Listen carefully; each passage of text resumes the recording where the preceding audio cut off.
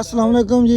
वालेकुम सलाम। भाईजान की हाल है, तबीयत ठीक है? अल्लाह का शुक्र है। ਤੇ ਭਾਈਜਾਨ ਮਾਸ਼ਾਅੱਲਾ ਪਹਿਲੇ ਆਪਾਂ ਲੇਬਰ ਤੋਂ ਕਟਾਈ ਕਰਵਾਉਂਦੇ ਆਏ ਤੇ ਇਸ ਵਾਰੀ ਲੇਬਰ ਦਾ ਇਸਤੇਮਾਲ ਨਹੀਂ ਕੀਤਾ, ਮਸ਼ੀਨ ਲੈ ਆਂਦੀ ਹੈ। ਲੇਬਰ ਭਾਈ ਆਪੜਦੀ ਨਹੀਂ, 10 ਬੰਦੇ ਹੁੰਦੇ ਨੇ ਕਿੱਲੇ ਤੇ 10 ਦੇ ਲਾ ਕਰਾਉਂਦੇ। ਅੱਛਾ ਤੂੰ ਮੌਸਮ ਦਾ ਪਤਾ ਨਹੀਂ ਲੱਗਦਾ ਵੀ ਕੀ ਹੋਣਾ ਕੀ ਨਹੀਂ ਹੋਣਾ। ਬਾਹਰ ਜੇ ਭੇਜ ਗਈ ਉਹ ਤਾਂ ਉਲਟਾ ਦਾ ਪੈ ਜਾਸ। ਇਹ ਚਲੋ ਜਲਦੀ ਵਿਹਲੇ ਹੋ ਜਾਸ। ਅੱਛਾ, ਕਈ ਦੋਸਤ ਜਿਹੜੇ ਨੇ ਉਹ ਆਂਦੇ ਹੈਗੇ ਸਨ ਜਿਨ੍ਹਾਂ ਨੇ ਮਤਲਬ ਮੌਕੇ ਤੇ ਮਸ਼ੀਨ ਨੂੰ ਚੱਲਦਾ ਹੋਇਆ ਵੇਖਿਆ ਨਹੀਂ ਸੀ, ਉਹ ਆਂਦੇ ਵੀ ਇਹ ਨੁਕਸਾਨ ਕਰਦੀ ਹੈ।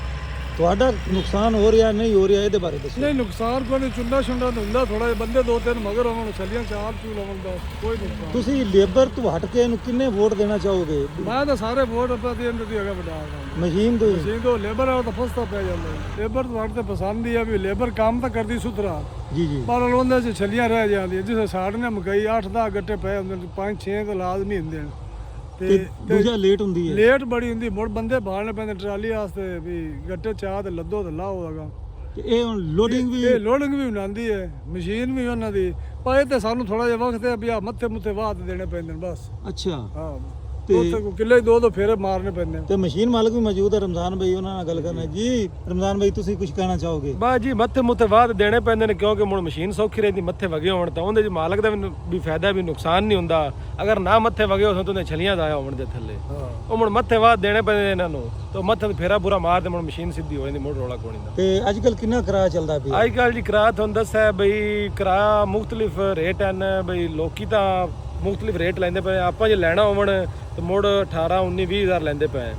ਅਗਰ ਕਿੱਲੇ ਹੋਵਣ 2 ਕਿੱਲਿਆਂ ਜਾਂ ਕਿੱਲੇ ਟੋਟਾ ਹੋਵੇ ਤਾਂ ਮੁੜ ਜਿਹੜਾ 20, 22 ਹਜ਼ਾਰ, 21 ਹਜ਼ਾਰ ਇਹ ਲੈਂਦੇ ਪਏ ਟਰਾਲੀਆਂ ਸਮੇਤ। ਹਾਂਜੀ ਜੀ ਗੁੱਡ ਹੋ ਗਿਆ।